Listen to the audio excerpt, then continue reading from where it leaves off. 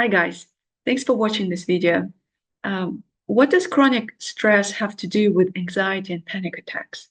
The truth is, a lot of clients come to me with high levels of pain. They've been very anxious for a long time, and now they can't stand the level of anxiety they've been experiencing, or they start going through panic attacks. I will explain what chronic stress has to do with those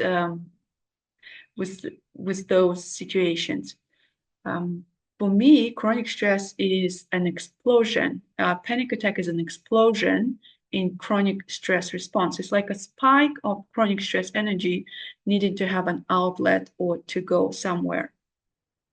So today, let's look at 6 signs of chronic stress and why managing anxiety or panic attack, which can be a result or a spike in chronic stress, might not be working, what chronic stress essentially and how it is different from other 2 types of stress.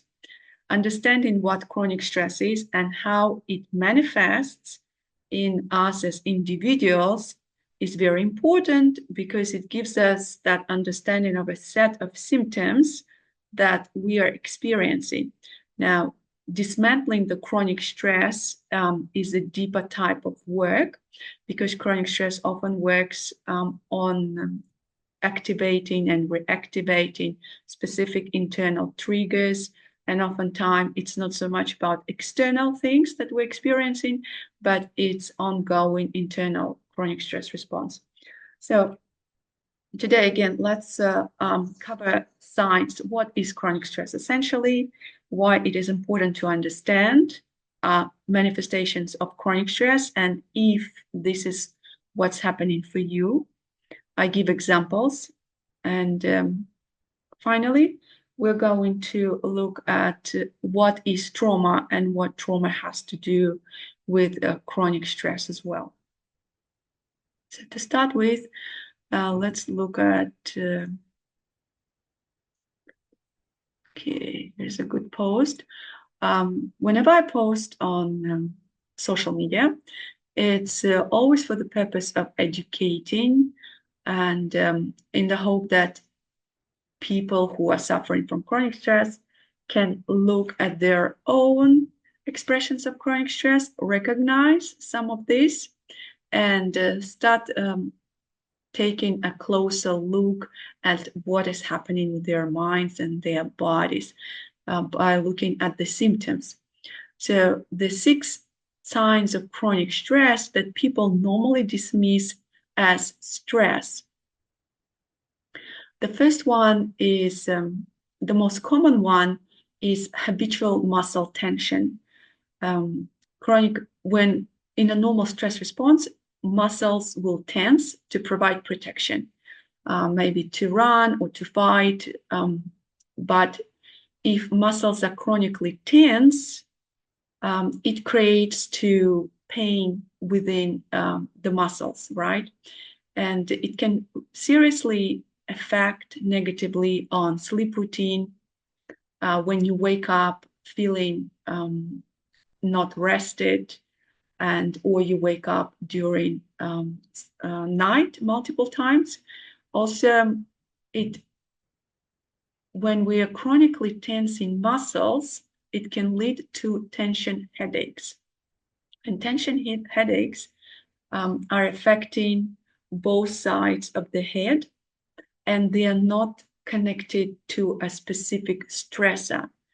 Sometimes it needs a very small situation in life for you to start experiencing tension headaches.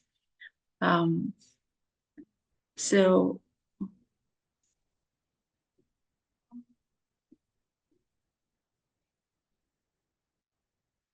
okay. Another example is with chronic muscle tension is when we cannot relax at night because our body is rigid, and for us to drift into sleep, we need to have a more relaxed body. Another example is if you catch yourself doing a normal daily activities, and say when you work at the desk, how you tensing muscles. Do you have a habitual tension in a specific part of your body? For example, for me, it was always the left shoulder that was skewed, and when I was working on the computer, it was stuck in the same position. And if you imagine muscle tensing over years and not really completely relaxing every day, this will create a lot of stress response in the body. So that's what's happening. Next one is a very common one, when we can't switch off or relax. So during the day, we're kind of on a high alertness. Yeah, we're constantly going. When we're working, we are working full on, and then when it's time for to relax, we're not really relaxing. We're either on social media, or our thoughts take over and we're busy with our thoughts. We make plans. We are obsessed with to-do lists, with goals. You might have a big list of things that you want to accomplish. I've seen chronically stressed people who find some solace in having big schedules, big to-do lists, big goals, but it's often cover up for the fact that they cannot relax and and allow their bodies to relax and go into recovery and self-healing.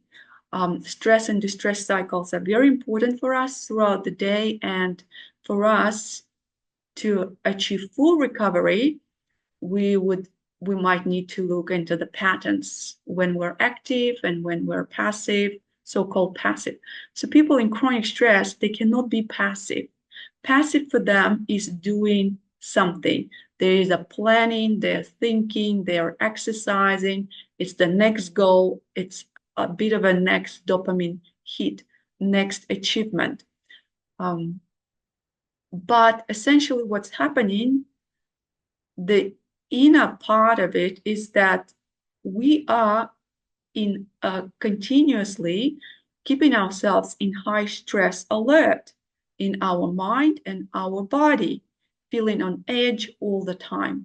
And when we try to relax, because the system is hyperactivated and basically nobody looked in, we just get a bit freaky because a lot of the internal things want to come up. They will need my attention. They'll need our attention. Maybe something in the body is happening or that we ignored while we're keeping ourselves busy. Some thoughts need processing, some emotions need processing. And all of that is kind of like shoving up under the rug while we're keeping ourselves busy and on high active duties, so to say. And that's why a lot of people can't relax when they go on a holiday. So they believe that they push themselves full on throughout their working week. Even on holidays, they keep themselves very busy, with the hope that once they go on a vacation to that resort, they'll be able to fully relax, which sometimes doesn't happen because body needs its time to recuperate from all the pushing and straining. So, and emotions are often connected to the state of our bodies, to our physical states. So when we again go very quickly from the high activity to a high inactivity, we are going to experience that slump, deep slump in our emotions, in how body is trying to recuperate and recover. Okay, so that's inability to switch and relax. So if you find yourself on the phone all the time or distracting yourself at night, you might not be able to rewind completely, and you go through reading news or scrolling, watching something. So that might be a sign that you are experiencing chronic stress levels. Now, chronic stress affects sleep. That would be one of the first things that might go, because it's messing up with cortisol levels. So cortisol levels stay high throughout the day with people who suffer from chronic stress. And when cortisol is elevated, it's very hard. It doesn't go through its natural cycles. Cortisol is time released. It's the highest 30 minutes after we wake up, and then it goes down. So it's quite high between wake up time and 2. And then at 3, there is a slump. And at 6, there is a little bit spike again. But before sleep, the cortisol is going to be the lowest, right? So that it will be time released. It has a 24-hour cycle. So what happens with the chronic stress sufferers? The cortisol cycle gets disrupted.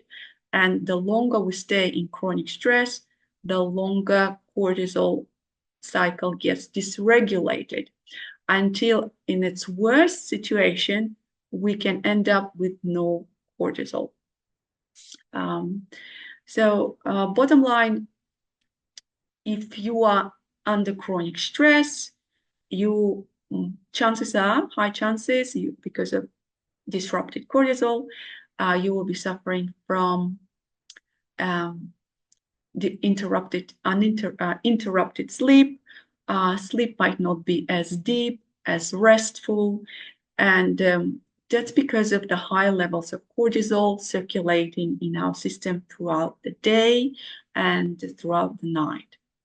Let's look at sign number 4, the feeling of overwhelm, when we feel out of control a lot. This is an example of a nervous system staying in high stress alert. So chronic stress is not a situation, an external situation. It's activated by an internal biological event. That's how it's connected to trauma reaction, when we get severely overwhelmed in a situation. And this situation, the internal stress response, is very unique, because there will be 2 people experience the same situation, but one of them might get so overwhelmed that the bodily and mind system gets stuck in the high stress alert, unable to get back to its healthy functioning and regulation. So that internal overwhelm that happens initially in a high stress situation stays with us, and we keep running survival stress response, high stress energy within, when we feel out of control. This is very important to understand about chronic stress, which can start as a trauma reaction. And the sense of feeling helpless and out of control, inability to cope with the situation. And the same stress response can continue and stay and grow within our bodies and nervous system for many years. This stress response, which is akin to trauma response, one of 4 trauma responses, usually comes along when we are younger, or we go through a specific stress situation. I will explain this a little bit in more detail, the connection between trauma and chronic stress. And so this overwhelm, when we feel out of control, when unable to regulate back to healthy functioning and self-regulation, can continuously stay with us for many years. So sign number 5 of chronic stress is stomach issues, which is very kind of logical for our system to shut down what it doesn't need for protection, right? So digestion will go out of the window the first thing when we need to draw the survival type of energy for escape, for fight or flight, right?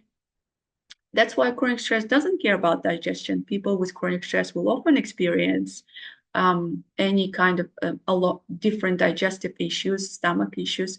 I've suffered from severe stomach cramps for many years, different digestive issues as well for me. which was looked after, which was it. All my digestive and stomach issues were healed after the chronic stress response was addressed and healed. Okay, next, let's look at number 6. Number 6 sign is very powerful and actually the core of why we experience chronic stress in the first instance. We get caught in unhealthy patterns of relationships, some either at work or oftentimes personal relationships. We might be in relationship with narcissists. That was my case. I had a couple of marriages and both were with narcissists. So you would think you want to get out of pain, you want to get out of those relationships. Now looking back, I'm thinking, what attracted me to those people?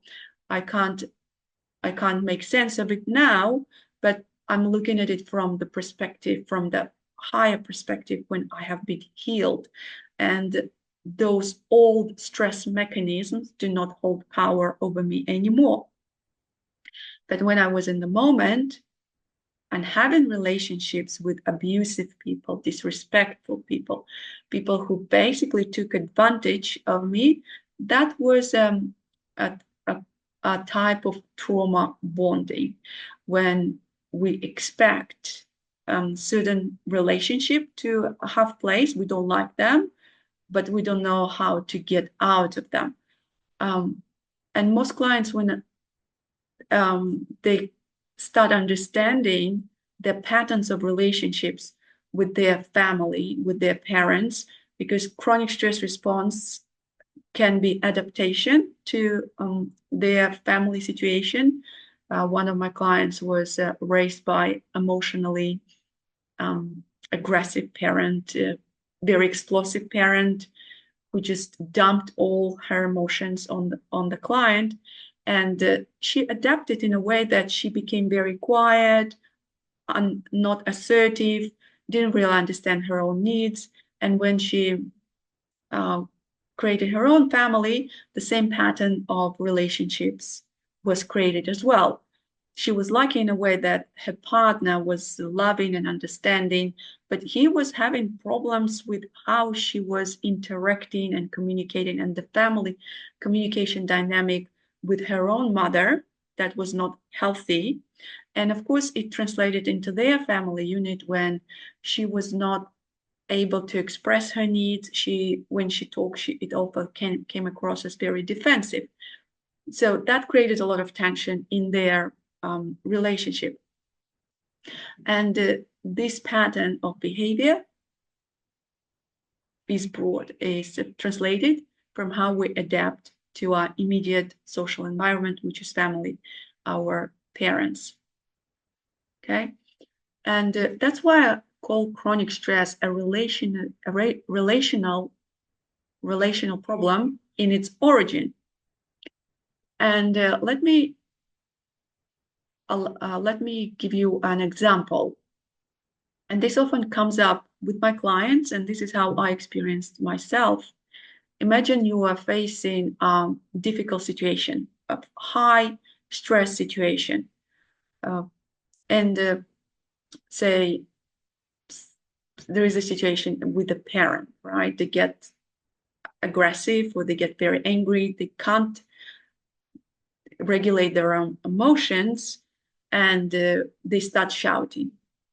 And what's happening is that this comes across as highly stressful, highly traumatic. This can be perceived as highly traumatic for a child because the emotions are rising within the child, and the child cannot self-regulate without an adult to care for it, for their regulation. So their own emotions are rising. There is other emotions that's coming at them. This is highly traumatic and highly challenging. This time, we need someone to help us to regulate. And this time, when it doesn't happen, we feel completely alone. Maybe the parent is dumping their emotions on us.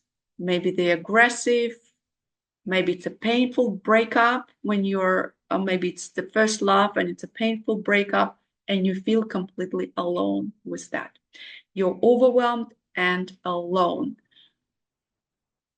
And this is what creates that emotional and biological overwhelm in the system where we can get stuck. Okay. So we go into internal stress spiral.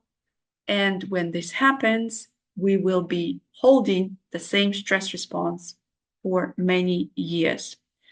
And as a result, we tend to attract similar situations over and over again. It's almost like our subconsciousness starts playing by its own rules. On one side, it keeps replaying the situation, maybe with the purpose to help us avoid similar situation, or maybe with the purpose to replay the situation to our benefit. So to say, to fix the situation and get out of the loop. But logically, rationally, it doesn't make sense to put yourself into the same dysfunctional loop with the hope to get out of it, right? So that's what we want to interrupt. Looking back at myself and the past relationship, I wouldn't be attracted to the same people. Moreover, they become invisible for me. Whereas in the past, there was something that was attracting me to those type of people. And they were just perpetuating the cycle of abuse, of high stress response, and all that. Okay? That's it. So when we're in chronic stress and chronic stress lives and alive in our system, what happens is that we sort of live with an outdated map. We keep going to the same old places. We keep reactivating the same stress patterns in our bodies, like tension in certain areas of our bodies. We keep running the elevated cortisol levels, and we keep going into the same type of relationships. We experience an increase in anxiety and panic attack. And the relationship, especially at work or at home, they spill out on other areas of our lives. So when we keep sort of running into people and meeting people that reinforce those activated stress patterns, it's almost our expectations are set in a way that we're going to meet a certain type of people or attract a certain type of people. There's not much fate in there. I don't see much fate in there. What I see is the activated nervous system and the mind is running its own patterns of stress, which are deeply ingrained, and that spills out in our patterns, in behavior, in relationships, in how we feel, in how we connect with others. So this is hopefully helpful. Now I'm going to go ahead and talk a little bit about, some of it will be a repeat or said in a different way and reinforce. So you have an opportunity to listen to the same thing in different ways. So talking about chronic stress, it's important to understand that this essentially is activated energy within us. It's evolutionarily developed. This is how we've survived for so long as human beings. And it's an energy for protection, to give us a way out, to protect us, right? And I will explain the relationship between anxiety and panic attacks and how it's all connected to stress energy, seeking its outlet, and we'll also explain the trauma and how trauma is connected to chronic stress. What makes stress chronic? This is very important distinction. A lot of people do not seek help for chronic stress because they dismiss chronic stress as just stress. This is the first hurdle that we need to overcome. I will explain the difference between chronic stress and other types of stress, and the importance of recognizing chronic stress as a disease with many symptoms.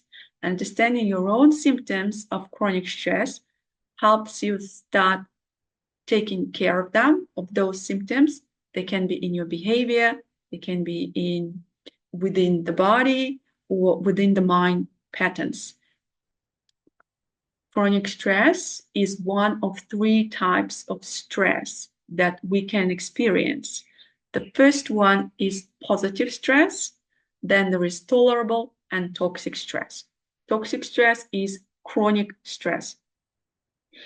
Positive stress is any kind of stress that comes with just living life, marriage, moving a house, getting a new job. You are activated, the nervous system, the mind is activated in higher stress alert, but you are able to overcome this. So this is a way to bring up all the energy that's necessary for overcoming this particular situation or getting you through this situation. The next type of stress is tolerable.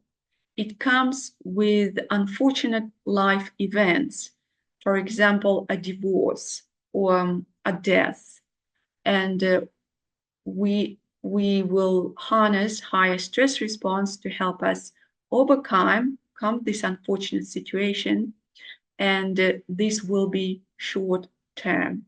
Short term, I'm thinking about no more than 6 months.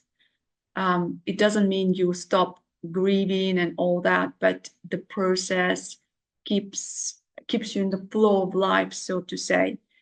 You're not highly activated for a long time.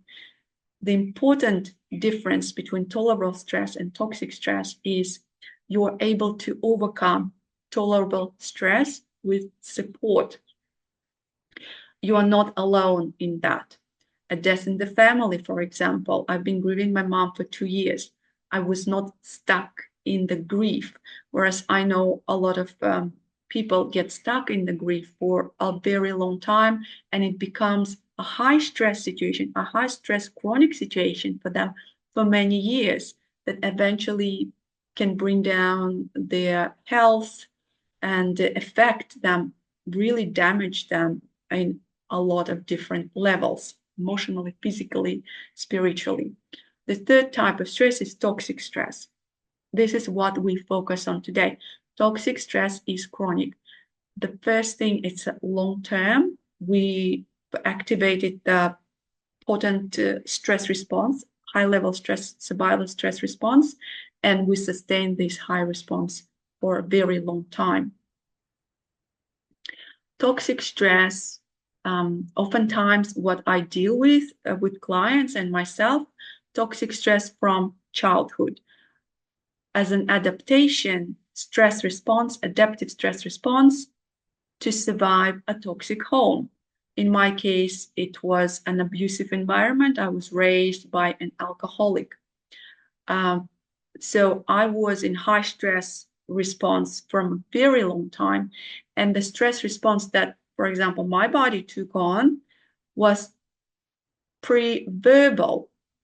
I was just scared. There was a lot of fear. There was a lot of being careful, and all those adaptive mechanisms, because they kept me in high stress, I was able to survive that childhood. And a lot is the same with my clients. They survive toxic home, emotional abusive, immature parents, neglectful, emotionally neglectful parents. So that's where the chronic stress started working initially as an adaptation to their challenging childhood situation. And another example where chronic stress can start and potentially become toxic is from a life event that we are not able to recover from. For example, with some clients that would be bullying,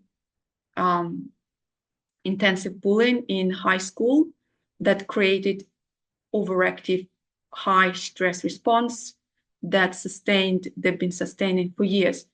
And toxic stress does not just disappear when we leave the toxic environment. It stays with us, it grows, it expands, and it affects different areas of our life. For me, toxic stress followed me throughout my relationships. As I mentioned, I got into unhealthy patterns of relationship. At work, it affected me how I interacted and how I presented myself as a professional. I had a lot of people pleasing behaviors. I had a lot of anger issues, and I found some work situations that I look at them now and I'm thinking it's just a part of life. Whereas when I was running toxic stress response, those situations were like a thing, like they defined my value, they interrupted my life, they damaged my health, they occupied my thoughts. So, for with traffic, you can get activated while driving a car to work and you stay on that overwhelm, and high stress alert without able to get back to that baseline of regulation. You bring these reactive, highly overwhelming behaviors to your environment at home, how we interact with our children, how we are at work. The toxic stress is like a web of internal triggers, and we can get often upset without understanding the reasons, the true reasons why we're upset. Because deep down, we are on continuous overwhelm, oftentimes from childhood. And as I said, the chronic stress response can settle in early in our life, like my situation and situation with a lot of my clients, when we didn't have words. Our prefrontal cortex, this part of our brain, the front part of the brain that is responsible for language, for analysis, was not online, was not developed yet, right? So we have those pre-verbal stress reactions in our bodies. The stress, the deeply ingrained in our biology stress cycles, that now that we've grown up and we're experiencing those stress cycles, that the logical mind that was not present when those stress cycles were activated initially, the logical mind tries to explain that. Oh, I'm feeling that because of that, right? I'm feeling scared because I'm not competent enough, or I'm feeling overwhelmed at work and I can't find words at the meeting. That's because I don't have enough know-how about this new job, which in fact, this might be just deeply ingrained adaptive stress responses that started running within our biology a long time ago. That's why they often say childhood biology is adult psychology. Say it again, childhood biology is adult psychology. And this is an example when deeply ingrained stress mechanisms within our body started working before we had words. Classic example of childhood trauma, of toxic stress that started working in our childhood. So, okay, as I said, with toxic stress, there are two things that are very important to understand, because these are the mechanisms on which chronic stress is working. Chronic stress becomes a disease with many symptoms. It's long-term, uninterrupted stress. Our cortisol levels are always high. Our mind and body are on high, nervous system on high stress alert. We do not go into the baseline enough for recovery and de-stressing. That's thing number one. The thing number two, we feel alone with the overwhelm. There was no that support at the moment of the overwhelm, of that biological stress reaction. There was no support for us. self-regulation failed, and there was no co-regulation available. I'll explain it a little bit with the client example. I had a call with a lady who came for high anxiety and panic attack. Now in her 50s, she's at the point where she is not leaving her house. And of course, after COVID, all those ingrained patterns of behavior were reactivated and kind of brought up, and now they became our default mechanisms. So she learned to just stay home more and more during COVID, and now she doesn't leave at all because she's basically scared of everything, including getting to her car and driving. And as we were talking in the call, it became clear that the powerful stress reaction occurred very early in life. Actually, in the call, I have questions that help me draw the information because I've been doing it for so long. I've developed a bit of an instinct to ask questions that help draw some type of information to help us map out sort of where could it possibly have started. Because right now we're experiencing the consequence of some powerful stress reaction that happened in the past, and the system learned to just behave this way, right? To protect us this way. As we were talking, it became clear to her that when she was before the age of 5, there was a specific incident, and it just popped into her head right there on the phone, where she drank. Her dad had some kind of cleaning company, and she drank a bit of disinfectant or some kind of cleaning liquid, and he didn't see her drinking that. But as she drank it, she doesn't even remember she drank it or not, or how much of that she drank. But what she remember is that perfect stress storm. He's looking at her, he's freaking out, thinking that she drank, she must have poisoned herself. She's freaking out because he's freaking out, she's freaking out because she's freaking out at the same time. So all this freaking out, the perfect stress storm. What happens in the system? All the stress energy goes up, up, up, up, and gets stuck there. And then there were a series of events that kind of layered on top of that initial stress reaction. So when it's a very unfortunate situation, and so that self-regulation, so when a child is, the nervous system is activated, the stress response is rising, they go very high, and then they cannot overwhelm and no control and feeling alone. So at that moment, of course, she's feeling alone. And initially, there is a freaking out adult to double overwhelm, no self-regulation and no co-regulation. Usually, a child cannot self-regulate. We don't have enough capacity to self-regulate own stress response as a child. We need an adult to care for it. But if the adult is freaking out at the same time, it all connects. It's a perfect stress storm in which we can get stuck forever. And by the way, a lot of phobias formed this way.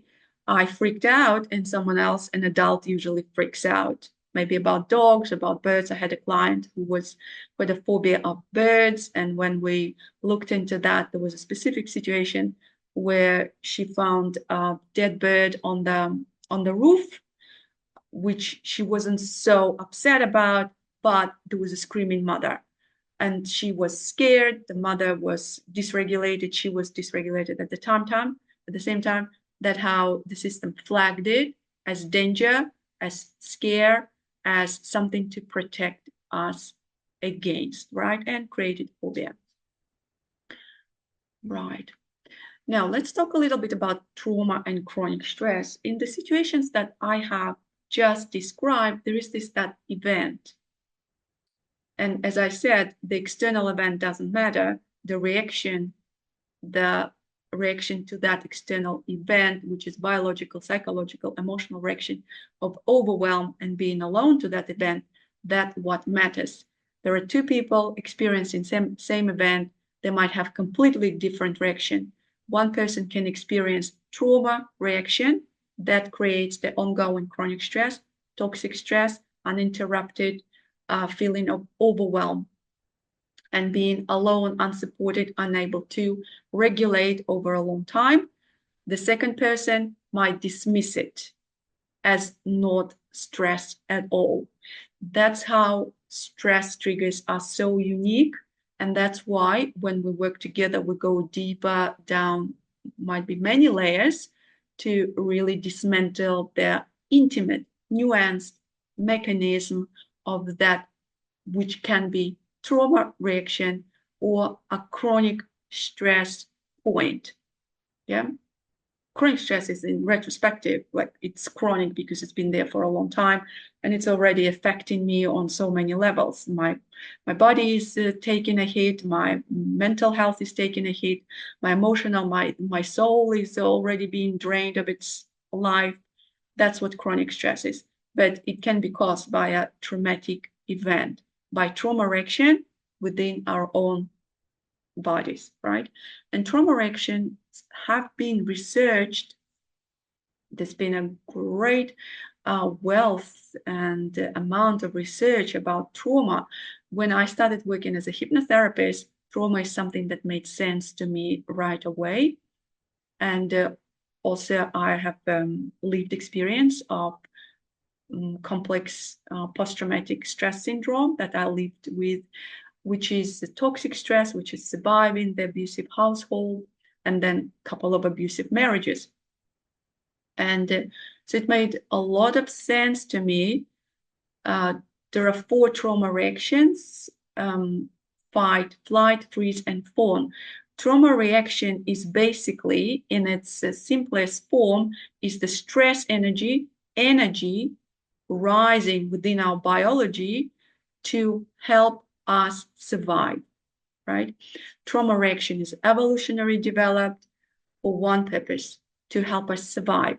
How it helps us to survive? It activates our energy through biochemical reactions, all those beautiful stress reactions arising to help us fight or flight or flee, utilize our system to run away, to face danger, to basically save us as an organism.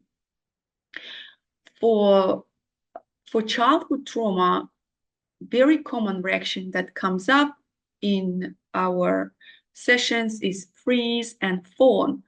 Freeze is a very specific reaction which can be called an adaptation, stress adaptation to a toxic home as a child. Imagine when you were faced with a screaming parent or abusive parent and you feel unsafe, they are unpredictable, they are scary, they're dangerous. A child cannot fight. Sometimes they cannot run away. So a child is in a situation when they have to be there. They're stuck. And for them to be stuck there and to continue keeping themselves safe, they will need to collapse or numb some of those very powerful and painful emotions that can be rising. With my client who had difficult relationship with her mom, and she would numb herself every time when there was a feeling of anger against her mom, because anger is very dangerous. It's very dangerous for a child to experience anger towards their parent. Our first purpose as human beings is to adapt to our parents. So anger kind of becomes a contradiction. I cannot, if I'm angry, I'll jeopardize my adaptation, right? I'll jeopardize my attachment. So we need to attach. And so we get scared about anger and we will freeze a lot of our emotions. Freezing means becoming disconnected from our emotions, becoming disconnected from what we need. Later in life, that's how it shows up. I don't know what I feel. I don't know what I'm allowed to feel. I don't know how to feel, I don't know what to do with my emotions, really stumbles our emotional intelligence and emotional development. Not just that, I'll go as far as to say that we never develop that emotional literacy. Emotional literacy for me is like the alphabet. If I'm shown alphabet, I will learn it. I'll practice it and learn it, and then I put it into words and I write beautiful poems out of the 26 letters of the alphabet. Emotional literacy is the same way. If I'm never shown the way around emotions, if I don't know what my emotions is, if I'm sometimes made to deal with other people's emotions, like a child dealing with the emotions of parents, I don't know what emotions are. And so we need to start with emotional literacy. And then we develop emotional intelligence and hyperintelligence. And we can do with these emotions, we can use emotions at a higher level. We can use them for manifesting. We can harness emotions. There are all those cool things to do at a higher level, just like writing novels. But not everybody's going to be apt at writing novels, but all of us can read and write, correct? So we all can grow and develop and refine our emotional intelligence, but we need to start with emotional literacy. So what happens in sessions? A lot of the times there is a problem of entanglement or connecting, not understanding where are my emotions and where are emotions of other people. And if we don't learn it from early life, because we do not have the opportunity, we are raised by emotionally immature parents, neglectful, survived toxic childhood situations, we don't know what emotions are. We will be picking up other people's emotions. We will be not understanding, not differentiating, not discerning what is mine and what is not mine. And for me, it was a problem of taking responsibility for other emotions. Um, if they're feeling that way, there must be something I had to do with that. I must be in some way responsible for how you are feeling, and that's why I need to look after you with these emotions. It got me into a ton of trouble with my relationship with my kids, with my ex-partners, and with at work as well. It's a very hard way to live, looking after everybody's emotions and being responsible for their emotions. But who suffered in the end? Myself. I didn't know what I needed. I didn't know how to take authority or how to take leadership and like and to really look after my emotions in the first place, right? So that is freeze. Let's talk about fawn a little bit. I can talk about it for ages. So I'll go through this very quickly. So fawn reaction is a highly common stress adaptive reaction for childhood toxic stress. It's expressed in how we deal with people through pleasing them, through making ourselves comfortable, invisible, um, sort of not looking after our needs, not expecting things from people. This is basic fawn reaction.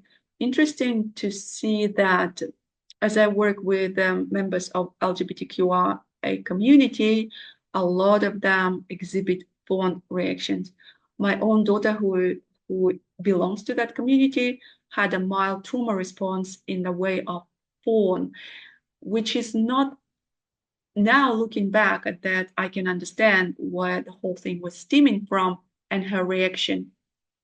I was aggressive as a mom. I was very forceful in how I talked and how I just control and discipline my children. I was highly reactive. So for her response to that parenting, adaptive stress response to the parenting, was to calm me down, right? Be nice. Um, do not talk a lot, not to express herself a lot. So that is for trauma reactions, is a biological reaction within the body, and how it creates the state of high stress alertness, biochemical reactions support that high stress alertness, physical, mental, everything sort of stays on high stress alert. And we keep using this high energy of stress over a prolonged term. It spills out to a lot of areas in our life. So as I said, trauma is not an event. There is no such thing as trauma event, but it's a biological stress reaction of overwhelm, feeling out of control, and feeling no support. So essentially, in the very core of it, when we work with the client and we get to the point when that stress response, this trauma reaction was activated or triggered, or the mechanism was put in place, as we get to that, we're able to dismantle it and allow the pent-up energies of stress to calm down. And in consequence, there will be more opportunities for the activated stress system of our bodies to start taking more rest and more, so shedding those long-term stress cycles. The body is very clever, the mind is very clever. They were made to create stress and shed stress. They know how to do that. The trauma reaction and the chronic stress response interferes with our natural ability to go through stress distress cycles, to go through high activations and into the rest and digest states. So that's what the dismantling the original trauma response and the mechanics of it will allow the mind and the body to start getting back to the natural stress distress cycles, which is more natural for ourselves.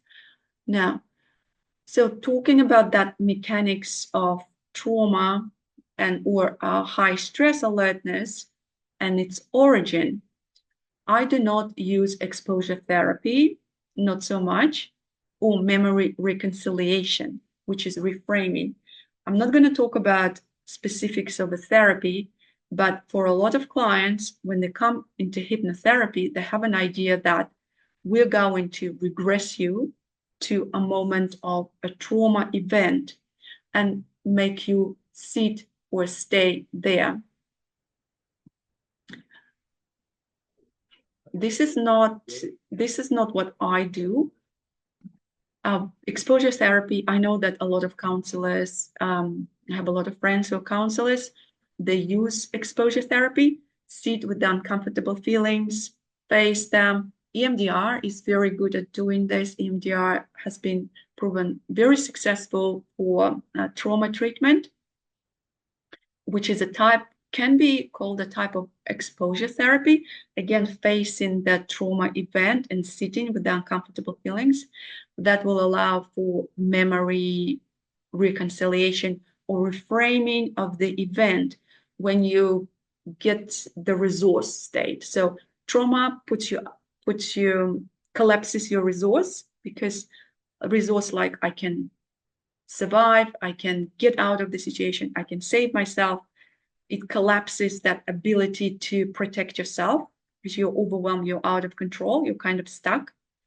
And memory reconciliation helps to gain the resource, like find the ways, look at the situation, not as a frozen frame. This is just one way to look at what I experienced, but look at the situation from a different way to understand where the resource was, and that I actually was able to help myself.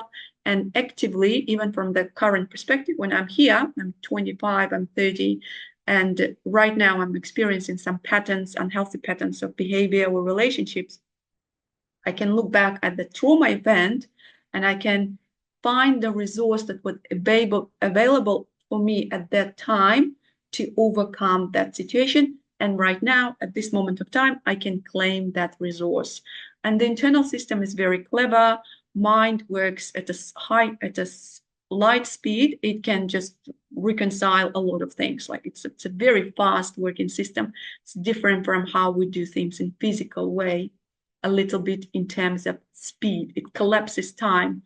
It collapses I think it collapses time, and it allows for the learning, like the learning from that event, when we understand the resource that was available for us at that time. It allows for learning and for development to happen very quickly. So we learn something from that event about ourselves, about our personality, about our value as a human being, and it kind of brings up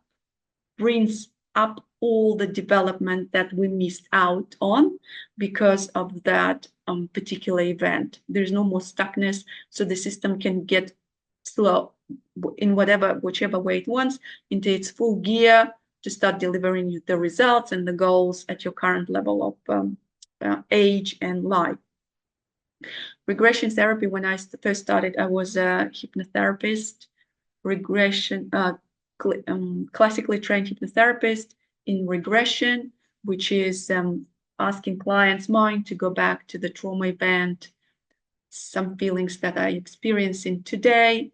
We don't understand what is the reason or origin for those feelings.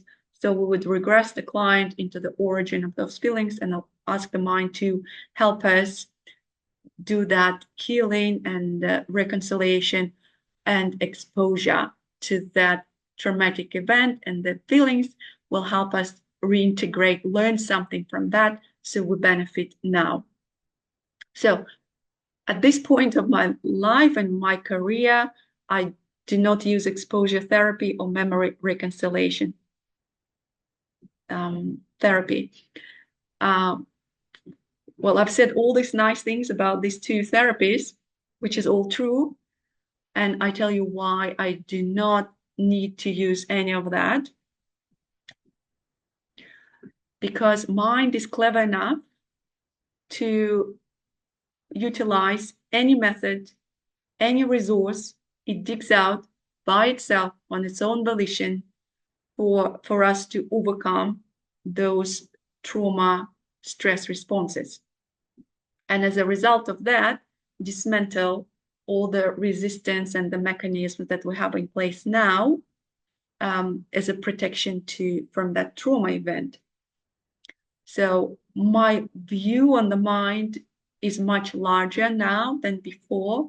I did, to be full transparency, to be fully honest, when I was using regression therapy now 10 years ago now, I did run into problems when the client would not access those memories, which is completely normal. If the memory is very painful, the mind is not going to take us there. No matter how many relaxing techniques we're going to offer the mind. The mind is too clever. It's excellent at protecting the client. It will always outsmart us. What we need is we need to understand the nature of the mind and how it protects us and allow the mind to be on our side, right? And I'm saying it because I know from experience working with my own trauma and helping the clients is that the mind works on two main principles. It needs to protect us. There is nothing else that's more important for the mind than to protect us. Because if the pain is too high, it can actually kill us. And I'm talking both about physical and emotional pain. The brain doesn't have two pockets, one for physical pain, one for emotional pain. It utilizes the same brain parts to register emotional or physical pain. A deep, overwhelming emotional pain is akin to dying to physical pain. So what the number one principle of the mind is to protect us as an organism. And it will do it by shutting off the pain. It will take this pain in the moment of us experiencing it and it will shove it down into a deeper dungeon of the mind. And by this way, it believes it locks the problem away.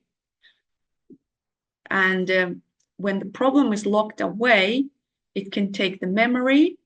It can do two things. It can take the memory of the problem. That's why I have clients who come with them. They'll come with issues like I'm angry with my partner, or I can't talk with my mom. I'm having unhealthy conversation dynamics with my uh, dad, right? As we go through that, their stress response can be very high, like anxiety, panic attacks, all those high spikes of stress.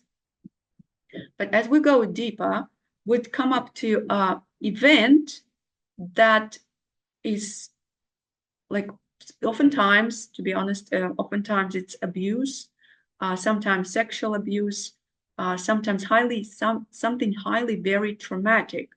And they would not have memory of that event, or they will trivialize the main event. It means the mind came up with a protective mechanism of saying that that's actually not important. We've overcome it. So to move past that you don't need to think about it. What happened, happened.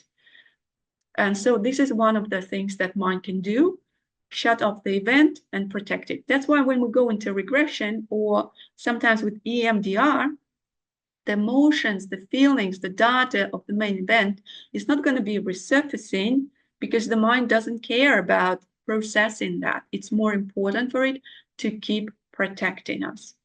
And one of the way the mind can protect us is by using the distracting principle. It keeps us from facing the real issue. Say if it is a sexual assault, for example, right? It's going to distract us. You don't need to look there anymore. It's going to trivialize it, say, well, past, move on. And it's going to distract us by creating sort of other problems, the problems that you can look at and focus on and believe that these are the real problems, but in fact, these are distractions from the main event. We become highly reactive because we are distracting, right? Imagine this, you have a deep, deep issue, something that's really bugging you, but you're not allowed to look at it. But you're allowed to be reactive, but you still have the reactions, right? You don't know why exactly you're reacting, why exactly I'm angry. Like I was highly reactive, I was always angry, and I was projecting this anger to my kids most of the time, my poor kids. I couldn't, so I tried to deal with those reactions because I was thinking I was just angry. I was just an angry person. So I would try to deal with the anger and try to dig into like what was wrong with my relationship with my kids. Maybe I need to discipline them more. Maybe I need to read better books. Maybe I need to become a better parent. And I over-explain things. We often overthink. We drown in negativity as a way to distract from the real problem. So that's what mind would do. And that's why when I started working as a hypnotherapist and I was getting clients who were highly traumatized, a lot of sexual abuse victims, they were not responding to regression therapy. As I said, the mind is clever at protecting, and the mind knows the best. So our job is to nudge the mind onto our side through questioning, through how I draw the information, how I structure my sessions, is through questioning. We will nudge the mind enough to reveal the real issue. Now, the real issue can be revealed in any way. Our job is really to expose, and not so much to expose it, expose the real issues enough, but there is no need to sit there and sort of marinate in this and go through reframing of this, because when we face the real issue and we are how conscientious enough and respectful enough and grateful enough for the mind to bring it up, we also have access to billions of other cells in the brain that are not working as a result of the mind focusing on that, all its energy on that issue, on protecting us from the pain and distracting us from that issue, right? So there is an opportunity for us to utilize all this wealth within our own resourcefulness, like the brain cells, other brain cells can get activated. The body will start processing things by itself, kicking up the metabolic rate, the digestive things. And this is like how the body can process emotions, deeper emotions as well, once they are resurfacing or processing. And my job is really to support you in that. So my point here is that I do not have a protocol in a way that these are step 1, 2, 3, 4, 5, and I'm going to sit with you and make sure that we get to step 5. My objective working with this, and specifically with trauma event and the first origin of the chronic stress, is allow the mind to interact with us, allow the body to interact with us, to show the real issue that is happening, and look for the resources within all mind and body to process and to integrate that trauma reaction or stress reaction. And the body is clever enough. If you are 50 years old, it's done a 50 years of great, wonderful job protecting you. It knows what you've been through. It keeps every information, every data piece, emotional, physical, mental. It's all huge, big storage. And it will start using it for your benefit instead of trying to protect you in the set ways. It will start using all this data, all this resourcefulness that it has been disconnecting you from for your benefits. And this is what I call processing. You'll start processing the event. You'll start processing the resources that you can utilize for recovery from the event and potentially the chronic stress recovery. Now, when I talk about these resources, I don't know what the resources are. The resources can be really anything. They often come in the form of insight, deeper understanding, creative flow, healing processes will kick in. For me, it was the first thing that was fixed was my digestive issues, my digestive problems, 20 years of cramps, and then other problems with my intestine. They were healed over a period of time. I do not have those problems now. The second thing that was healed, the overwhelm, the anxiety, all those things, they start looking after themselves, because when we let the system to heal, it knows how. And it will do it in any possible number of ways, which always benefit us. Okay, and as I said, mind can work out and resolve the main issue without exposure therapy or memory and regression. So this is my approach. Okay, so and what and why, what can be done for chronic stress recovery? This is my last point. And why do we really need to start thinking in the terms of chronic stress? If the stress is uninterrupted, long-term, especially if you're between the ages of 40 and 60, and you start experiencing severe issues with health, with mental health, emotionally, you find yourself in overwhelm, our systems start kind of giving out, because it's unsustainable to hold and to run the chronic stress machine. Eventually, we run out of energy. And the problem with chronic stress, if you've ever gone to a doctor and they would say, oh, you have high cortisol, or you have IBS. I've seen a lot of clients with IBS, and by dismantling the trauma response, by looking into the chronic stress mechanisms that originally were created, the issue were gone. They will say if you have sleep problems, intimacy, hair loss, colds, infections, patterns of unhealthy relationship, you keep going through high levels of anxiety, turning into panic attacks. There are lots of problems of chronic stress symptoms because it's a disease. So chronic stress is very vague to identify. If we go to the doctor and there is no physical issue, they will just say stress. I think they should start saying chronic stress.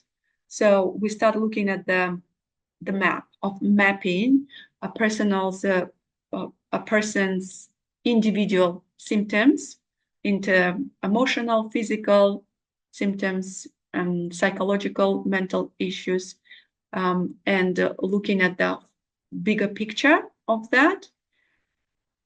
And through identifying the symptoms, we can isolate those symptoms and focus on there. So they're like breadcrumbs that can lead to the gingerbread house. It can lead to a deeper problem, that overactive trigger, internal trigger, or a system of triggers that keep chronic stress running. Now, important to understand, chronic stress is not going to stop by itself. It will keep growing. It's not something it's intelligent in its own way, but not intelligent enough to stop. There has to be an interrupt. And the interrupt needs to be aware, coming from us becoming conscious to the reality of chronic stress, and start approaching it as a disease, as something that can be dismantled at its core, not something that we have to manage forever. And I say it with a caveat, because everybody's situation is different. It's best to look at it individually. The examples I give you today are good, but they are not for everyone. And the important is that it's not going to stop by itself. It needs intentional intervention. And by becoming self-aware that we might be running chronic stress levels for many years, becoming aware that what we're experiencing as high pain symptoms like anxiety, panic attacks might be the spikes in chronic stress levels. Another big spike in chronic stress levels are negative thought loops, rationalization, overthinking, over-explaining, which is a byproduct of chronic stress, called problem creation, how the mind tries to distract us from the real issue.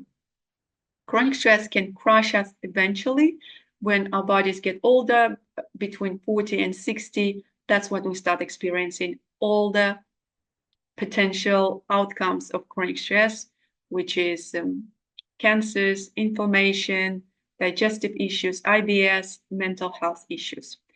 And what I've seen and what I've noticed, and I know this from my own lived experience with chronic complex post-traumatic stress syndrome, is the importance of trauma response, which is the activated high stress energy for our survival.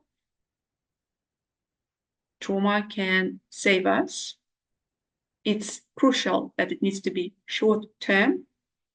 The energy needs to be utilized for the specific purpose it was harnessed, which is protecting the organism, protecting us. If we get stuck in that overwhelm, the trauma response keep going, becomes chronic stress. It changes our biochemistry, biology, and all that. This trauma, stress, or high stress can actually destroy the organism it has preserved, because it's not intended to work long term. It's potent, high stress response harnessed for survival type stress response. We should not, and we don't have to sustain it throughout our lives. I say it about myself because my high stress alert was sustained for 45 years of my life.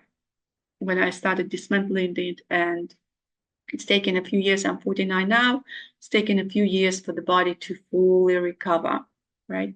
And I've seen the benefits of it, and I see the benefits from my clients who I worked with. For example, 7 years, I had a lady who worked with me for IBS, deep trauma reaction connected to relational problems.